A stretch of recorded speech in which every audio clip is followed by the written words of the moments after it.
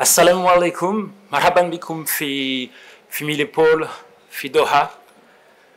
من سربير منين؟ منذ عام 2015 كانت سربير رائدا في صناعة مكافحات الطائرات بدون طيار الدرها، وهذا من خلال تحسين حلولها باستمرار عن طريق الكتابة الوثيقة مع المشاغلين سوء المتطلبات العالية. تقدم سربير هولاند مجربة ميدانيا معروفة بموثوقاتها ومروناتها وأسرها المعقولة. تقوم سربير بصنع حلولية الفرنسا وتعمل بشكل وثيق مع جميع المؤسسات الفرنسية الكبرى، يعني مثل MOD, MOI وMOJ. At this stage, I'd like to advise you that our technology addresses drones of class 1 NATO classification. We are talking about anti-drone solutions, nano, micro, small drones, and professional drones. The conference begins with a review of the historical evidence on overflying of major sporting events such as the NFL in the United States, car NLC's races, baseball league. Then we propose a risk framework. Finally, we'll focus on education and drone detection and mitigation to prevent drone intrusion. Who am I? I'm Charles DUFOUR. I'm 47 years old. I've been working in the Middle East during 25 years. I joined Cerbair 10 months ago. I have experience in military and weapon industry. I am educated as a telecommunication engineer specialized in digital signal processing. For the past 6 years, drones have been, let's say, bypassing traditional security measures designed to protect sensitive sites around the world. And this emerging threat requires radical changes from the entire security industry, pivoting from a two-dimensional approach to a third one, and able to fight these new real challenges. The stakes are very high, as drones constitute the perfect accessible tool for criminals to attack our society with total impunity today, and for, let's say, with very cheap solutions. So we have to be aware of that. Our journey today will be a review of the challenges and the solution for this new type of security breach.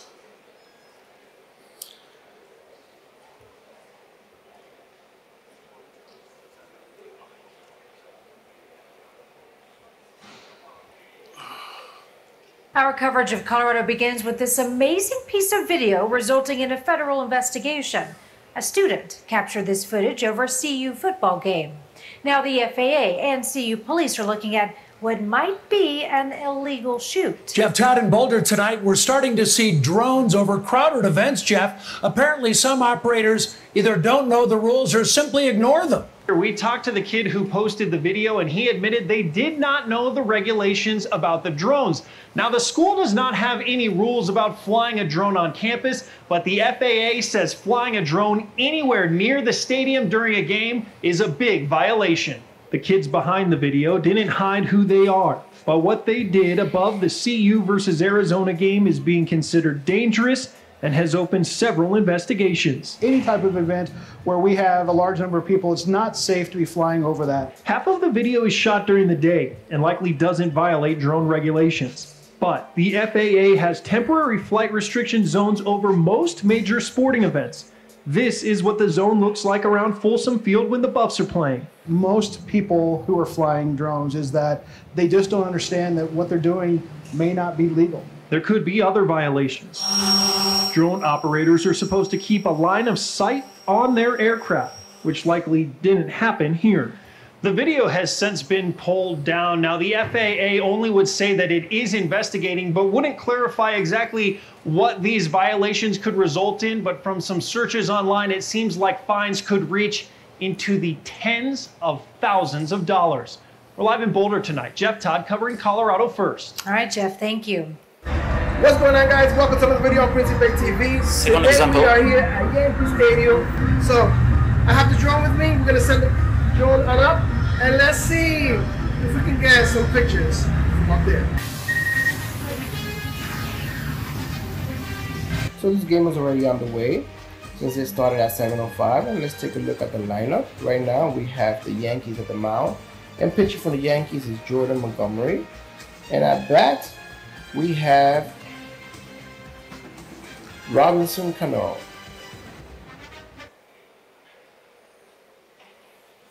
So the threat is real. We are talking about real things that happen, and you can see, thanks to our partner DroneSec, for the curation of these events, many aspects of major sporting events are incorporating new forms of internet connectivity. Along with such new technology comes great opportunity, but also great risks. And this is the main incident we wanted to report to you. The question here in Qatar, in Doha, is not what will happen. The question is when. Because we know that what has been happening in the world, all over the world, could occur here tomorrow. And this is a serious risk that we have to be able to manage.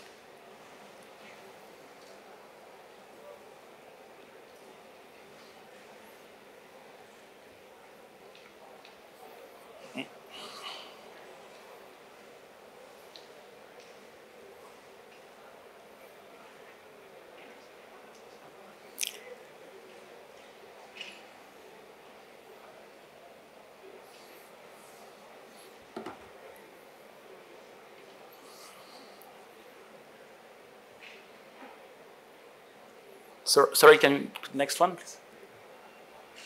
Yeah, okay. Collision. A drone overhead can quickly ignite panic as people become increasingly fearful of terrorist attack. Loss of reputation is something we have to take into account, and drone intrusion, even a relatively harmless one, can adversely affect the public's perception, causing them to see an event as totally unsafe. Activism. In 2013, the Belgium Grand Prix was interrupted and it was targeted by a drone. People who wanted to protest against a famous sponsor, Shell, used the drone to try to create issues. The result was efficient.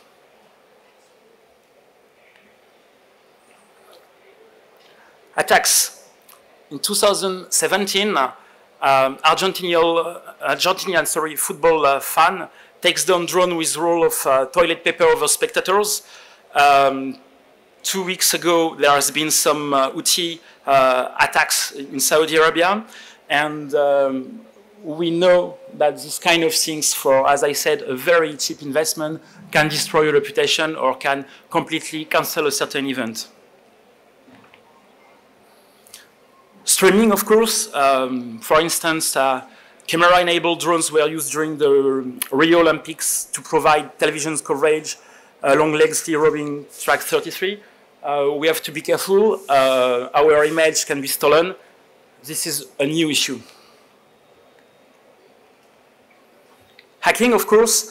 For example, a 40 minutes attack on July 2012 attempted to take down the London Olympic Park's power system during the game's opening ceremony.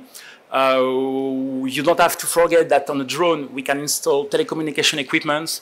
It's easy to hack. It's easy to use an IMSI catcher to broadcast messages. And when in a stadium you use a screen that are managed by a Wi-Fi network, you can imagine the damages. Espionage, of course, with the powerful cameras, the drone can record and broadcast, of course, training session, tactical strategies, and can contribute to destroy the image of a television channel, for example, by broadcasting the image before or by changing the image.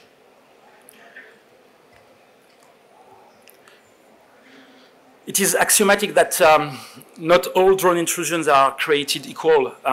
Yet when it comes to major sporting events, there has been no coherent effort to categorize the risks and that are particular to these types of events, and or to enable officials to prioritize among the various types of attacks. Here we make a first effort to outline such a framework.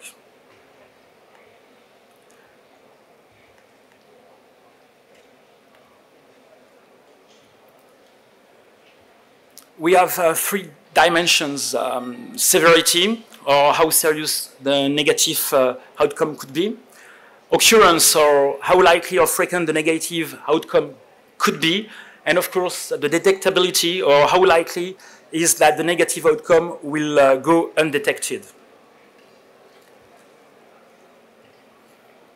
For severity, we can roughly categorize attacks based on different based on the degree, to which a given incident is likely to impede the event from successfully occurring.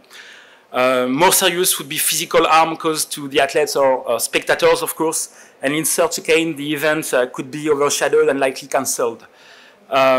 Disruption of the venue of a major sporting event would also be quite serious and could prevent the event from occurring altogether. Attacks on the integrity of the sporting event would also be serious, very serious. Occurrence, this second dimension, or the likelihood of a disruption, aligns with the number of touch points on the attack surface which the attacker can manipulate to affect the sporting event. Detectability, this is Cerbair's wildcard. An undetectable pilot can cause continued harm, exacerbating the baseline effects. Cerbair's core technology is based on monitoring the radio frequency spectrum, the communication of the remote control. It is axiomatic that not all drone intrusions are created equal. That's what we said. Again, when it comes to major sporting events, there has been no coherent effort to categorize them, as we were saying. For this conference, let's say, the most important thing are, according to me, physical integrity, integrity of sport facilities, integrity of the sport by itself, as the viewing practices of major sporting events, audiences change so will opportunities for hackers to alter with that viewer experience. So this is what we think. This is not maybe the Bible of the anti-drone strategy, but this is how we think, and this is what we would like to apply in Qatar for the next World Cup.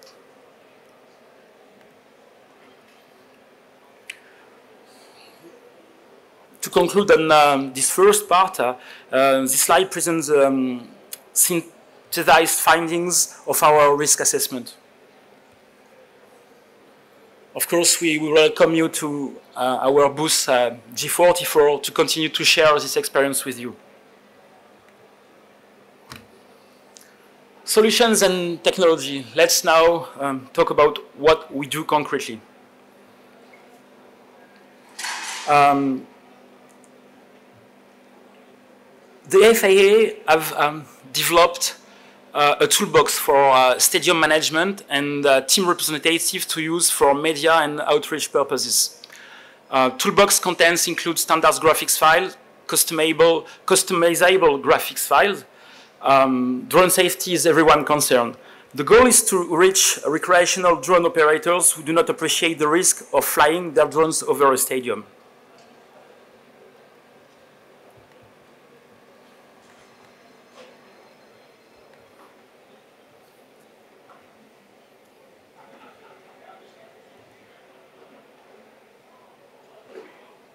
Oops.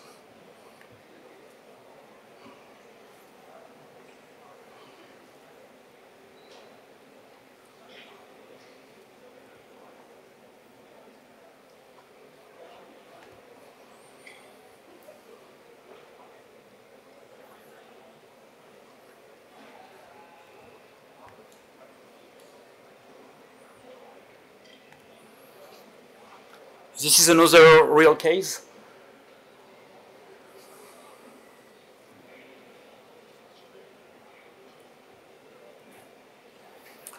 And now what Cerbair is doing is the following. we are able to detect any small drone, any UAV in a bubble with a radius of 2 kilometers. We are able to characterize the threats and, of course, to neutralize it, to destroy it, or let's say to jam it. Let's go in detail. Hydra solution is our product in charge of detecting the threat. What we do is the following. We built in Cerbair a database of all the protocols in the world. When I say protocols, protocols who, let's say, allow a pilot with a remote control to pilot a drone. We have been able to modelize 200 examples in the world, and we follow this database on a daily point of view. And with our artificial intelligence, we are able to follow in the band of 2.4 till 5 and 5.8 gigahertz, and of course the lower bands 430 megahertz, 860 and 915, any protocol of someone who is piloting a UAV.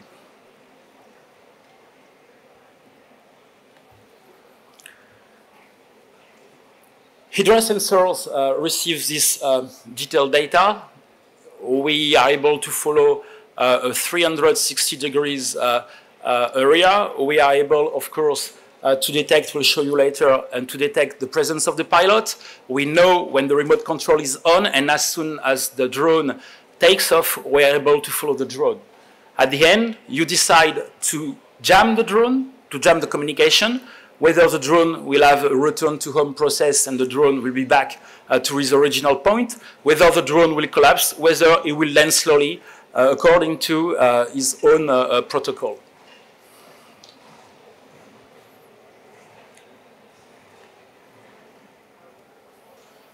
Let's have a look on Al Janoub Stadium, for example, here in Qatar.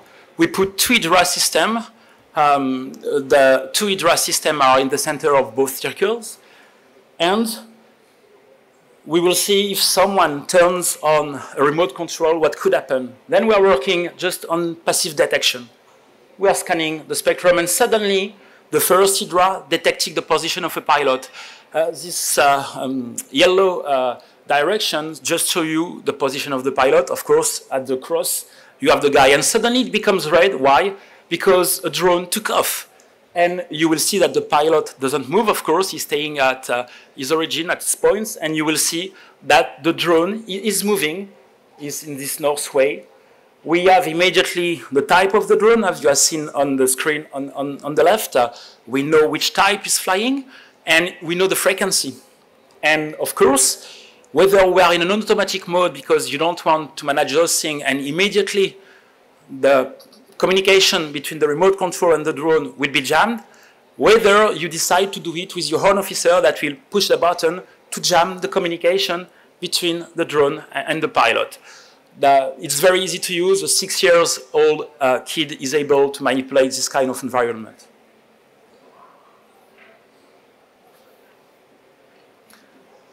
How this detection works, as I said, we compare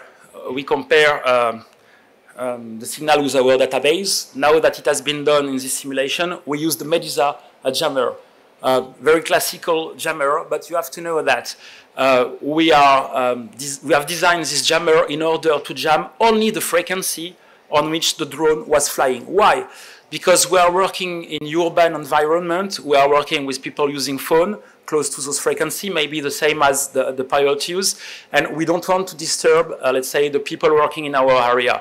So one of our strengths is to select and to jam only the frequencies that are detected by our Hydra system. At the end, this is one of bestseller, the Kebra all-in-one product. The Hydra system I've been talking about now is in the back of the guy. You can see this black antenna. We are able to detect a drone 1 kilometer far away from our position. The guys have handset. He has a small screen just in front of him, and he has exactly the same screen as the one you have seen in the simulation. Then he can orient the jammer in the direction of the malevolent drone and can decide to jam or not. It doesn't need to aim at, it just needs to be in the same direction. We have vertical polarization, which is largely enough to jam the signal.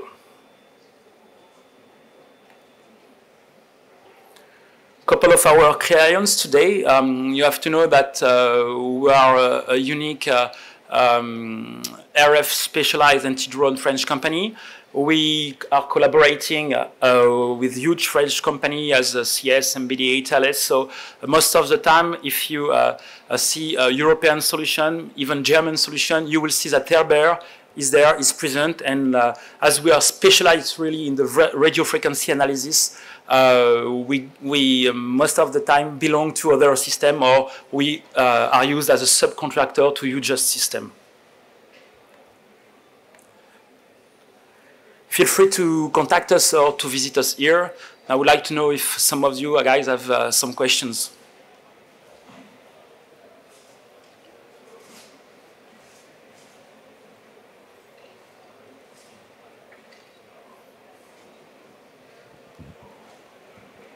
Any questions? So sorry. Thank you very much. Very interesting. And you have your own management system for your solution, but can you be linked with other BMS or other higher level system? Yes, of course, because our target, as I said, is to be specialized in radio frequency. We can be associated with people who provide radar, who provide optical detections, or any other system.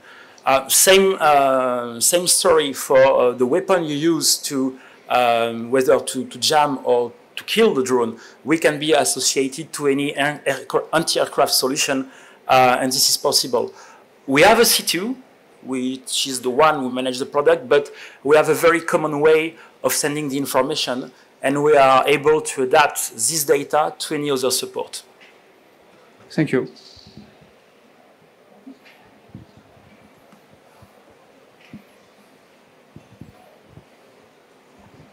Thank you very much for what you did to us. I would like to ask you some questions. Maybe you are free to reply or not. This system, it's very easy to manipulate it, or easy to install, or easy to maintain. Can you tell us more about it? For a fixed system, if you have 20 minutes, it can be on air. Just a question of installing the mast and the antenna and 2 or 3 plugs, not more. So you have the possibility to let it in a fixed position or to dismantle it every day. It's very easy. Now you ask me the question of the usage by itself. As I said, it's a pure intuitive system. You don't need to be trained more than 20 minutes, 30 minutes, same story. It's something very easy to use as soon as you do understand what you want. If you have some, let's say, knowledge in communications, in radio frequency, or anything else in computering, it's really easy. It was one of the target of this product. Some of customers in the French government ask us to be very easy to use and to be cheap. And that's why today we are successful. Thank you.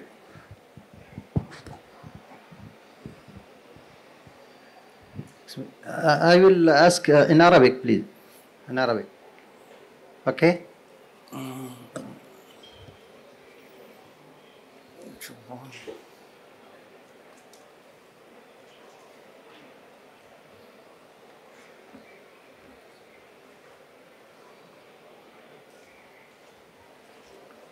اوكي انا صحفي وكالة الانباء القطرية، اسال عن هذه الانظمة او لحماية الفعاليات الرياضية وغيرها.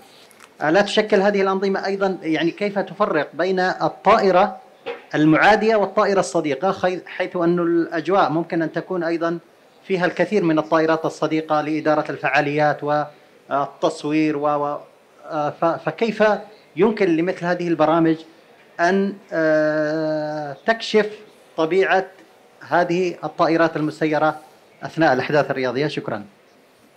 Okay, very important question. Thank you for this question. In fact, you have 2 solutions. If you have a drone which is a friendly drone, most of the time now, you know that by law we are obliged to have a signal, and we know who is flying, we know who is this drone, first of all. And this is something active that we are obliged to use by law. The second thing, we know the frequency of our own drones. So you have seen in the screen, when we detect a drone, in this case, we can immediately analyze and we know if this is one of ours. If it is not, it must be an enemy or a malevolent drone. So this is how we make the difference in between friends and foes.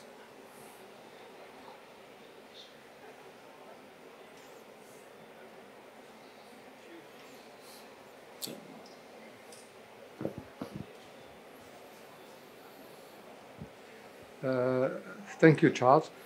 What about the difference between the military drones? How you can detect it?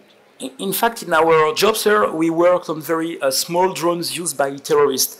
Military drones, let's say, are something which must be addressed by air defense guys, let's say, with other kind of system. But something important, as soon as the drone is piloted by a remote control, we get the protocol, we detect it. We think that, and we are, of course, a small, young company, we have been educated by the last terrorist actions that we suffered from in Africa, in Middle East, in South America. And as you know, and as we all know, air defense system does exist. What was not existing, and that's why you have been created 5 years ago, was the way to address very small drones that are sometimes much more difficult to catch with a radar or much more difficult to catch with an optical system. And we decided to focus on the radio frequency because we were believing on that time 5 years ago that it was the way to address the market and to be unique. Today, I would say 134 companies are working in anti-drone system in the world. It's a huge market. It's a booming market. It's very difficult to answer all the customers because people who suffered from an attack now, they come and see us immediately, and people who learn by experience that something could occur are talking to us too. So we believe that with our unique system, we can be a complement to existing system. It's very easy to integrate us in the existing air defense here in Qatar. Very easy to integrate the French air defense. This is what we have done because we are based in France and this is our experience. And at the same way, in parallel, French Special Forces, the RAID, our very famous police SWAT, is using the Chimera system because they discovered that when they were working to free hostages or to conduct an assault, they were under surveillance by the enemy who was filming, or by some television channels who were interested in having details. And it was a huge issue in France during the last terrorism attack we had in Paris 3 years ago and 5 years ago. And now all our SWATs, GIGN, RAID, all those units, when they have an intervention, they take one Chimera with them in order to neutralize any threat. Image is a very serious problem for them. And they don't want to disclose the way they work, of course, those people. Now, if I come back to your question, in the military field, we are suffering by experience, and I know that, and my colleague have been confronted with this situation. For example, in France, some Air Force base were permanently in trouble due to young guys who wanted to make a video of the atomic bomb. And we have a couple of bases who suffered from that. And the trouble is you cannot shoot a missile on a $400 drone, which is just a toy. And you cannot, if you are in urban environment, you cannot use a gun.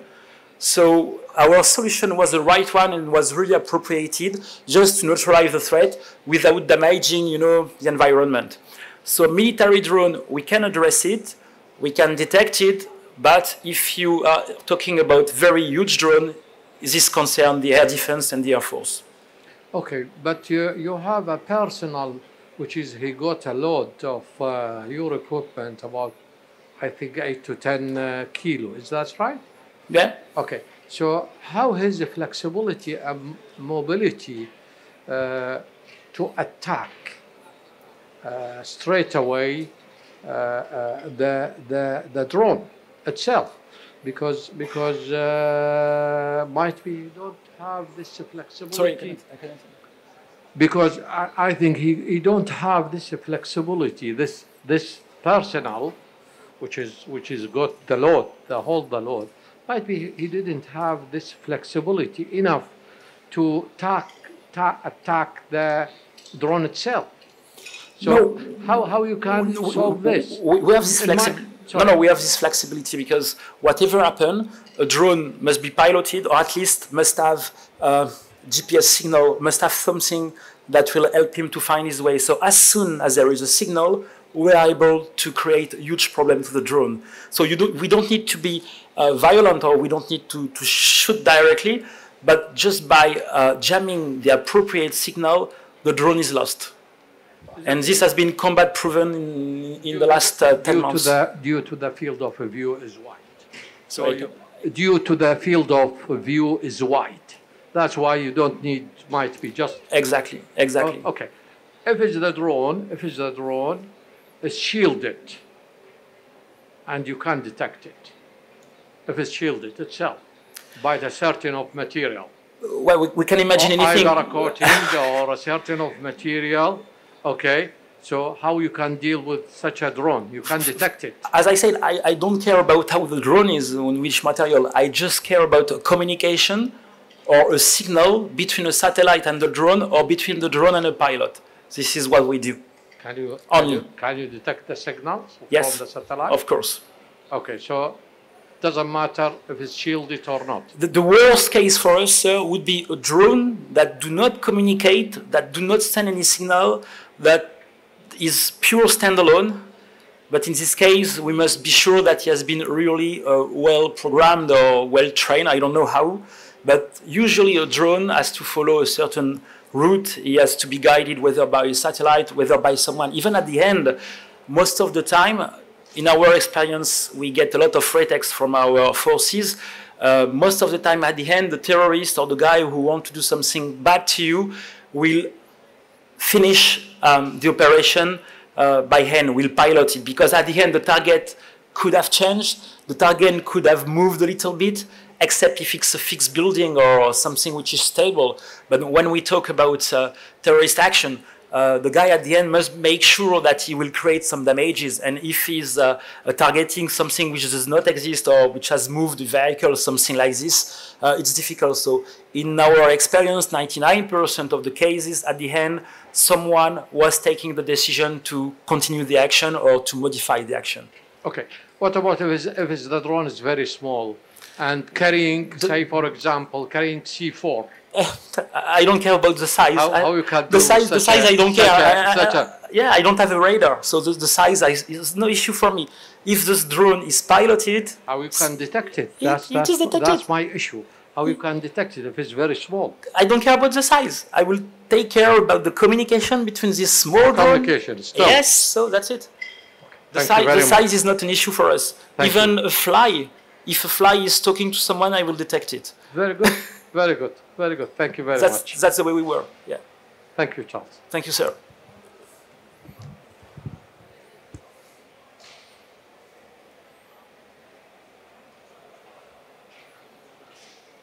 Class, it's over. Thank you very much. Please feel free to come and visit us here in the French pavilion. Thank you very much.